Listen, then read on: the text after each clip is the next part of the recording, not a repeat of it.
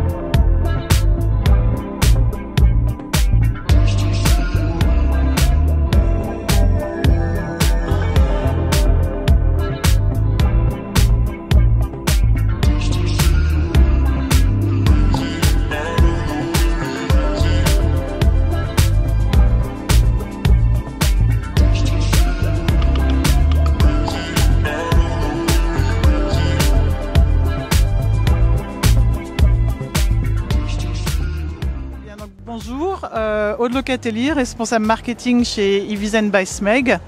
La SMEG est la société monégasque d'électricité et de gaz à Monaco depuis plus de 130 ans. C'est l'énergéticien. Et nous avons développé depuis 5 ans un réseau de recharge ultra rapide à Monaco, en France et en Belgique pour les véhicules électriques. Et ce réseau s'appelle Ivizen. Le réseau Ivizen aujourd'hui, c'est près de 3500 points de charge à Monaco, en France et en Belgique qui sont en service et en cours de déploiement. Ce qui est important pour Ivizen, c'est l'expérience client. Nous avons un réseau avec un matériel fiable, une application mobile qui a été développée en interne pour assurer une simplicité d'utilisation de nos bornes. Nos bornes sont accessibles par plusieurs moyens de recharge. Vous avez l'application qui a été développée en interne, vous avez le badge ou le badge partenaire et vous pouvez aussi vous recharger tout simplement avec la carte bleue.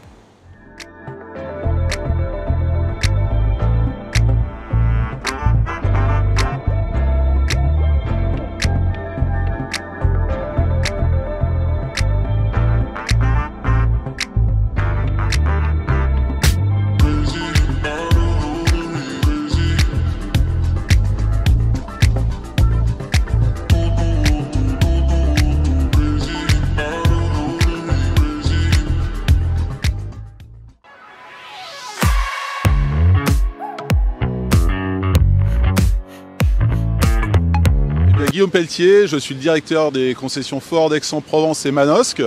Et aujourd'hui, je suis heureux de vous présenter en partenariat avec le 13 Electric Tour, dans cette belle ville d'Aix-en-Provence, aux allées provençales, un modèle déjà connu de la marque, la Mustang Mach-E, et en exclusivité nationale aujourd'hui, le nouveau Ford Explorer.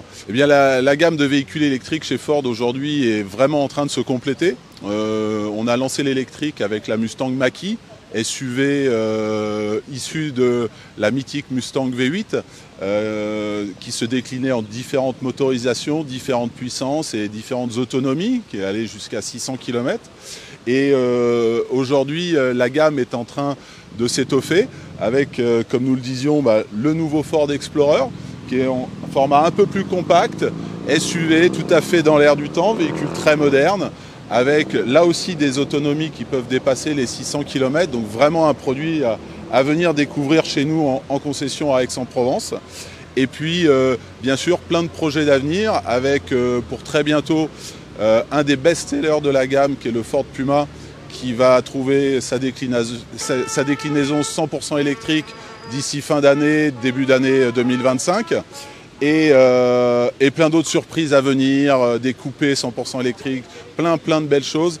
Et sans oublier aussi que Ford est précurseur sur l'électrique sur toute la partie véhicules utilitaires, avec toute une gamme de véhicules 100% électriques qui est déjà disponible en concession.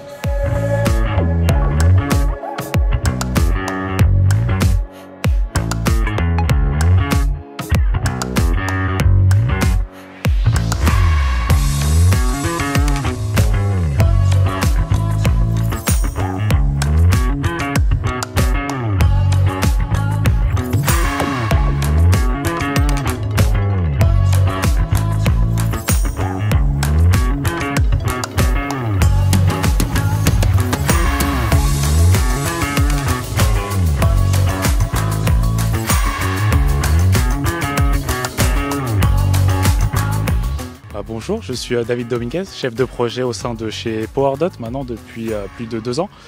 Le rôle du chef de projet, c'est de déployer les bornes de recharge partout en France. Donc dans mon cas spécifiquement, ça sera plus pour la partie sud-est de la France. PowerDot, c'est un opérateur de recharge rapide qui est présent sur tous les territoires, notamment en France. On est également présent en Europe, donc que ce soit au Portugal, en Espagne ou en Pologne, ainsi qu'en Belgique. Et le rôle de PowerDot, c'est de démocratiser la recharge rapide dans tous les territoires pour permettre justement une recharge d'opportunité pour tous les utilisateurs qui souhaitent se rendre sur différents lieux d'activité.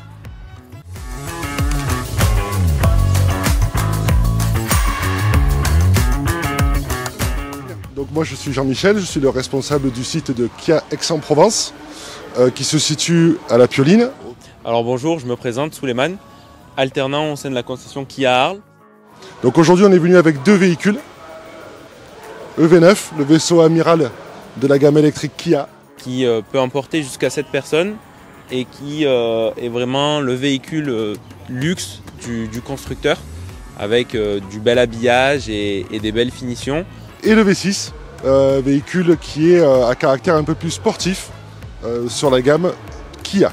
On va avoir de plus en plus de véhicules dans la gamme Kia, donc le V5 en 2025 qui viendra remplacer le fameux Sportage que tout le monde connaît. Aujourd'hui tout simplement la marque Kia se positionne en tant que, on va pas dire leader, mais sur une forte place en termes d'électromobilité. Et la plupart des véhicules aujourd'hui qui sont proposés sont des véhicules électriques dans la gamme Kia.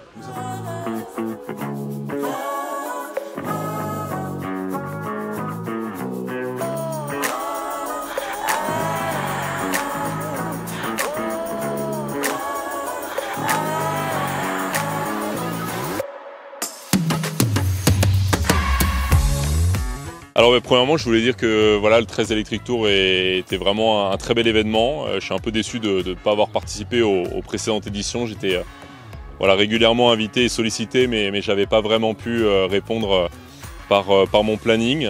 Et donc cette édition intéressante à plusieurs niveaux, très belle rencontre. Ça c'est vraiment le premier, je pense le but ultime, c'est de rencontrer des gens qui se posent des questions, qui essayent de comprendre comment est-ce qu'on peut les aider à rentrer dans l'électromobilité.